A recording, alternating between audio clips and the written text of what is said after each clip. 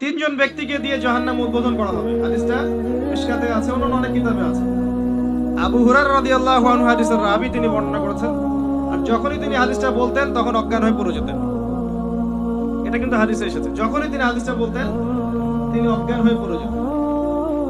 যে তিনজন ব্যক্তিকে দিয়ে জাহান্নাম উদ্বোধন করা হবে, তার প্রথম ব্যক্তি হচ্ছে একজন শহীদ, যাকে ডাকা হবে, বলা হবে তোমাকে এসব নিয়ামত দিয়েছিলাম, পৃথিবীতে কি করেছিলে? সে বলবে আমি আমার পুরো জীবনটাই আপনার জন্য দিয়ে দিয়েছি।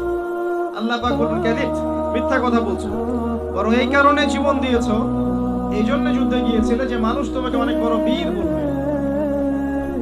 কথা বুঝতে পারছেন? একজন ব্যক্তি দানশীল, অনেক দান করেছে, দাতা হাতেন তাই, দান করতে করতে অবস্থা খারাপ।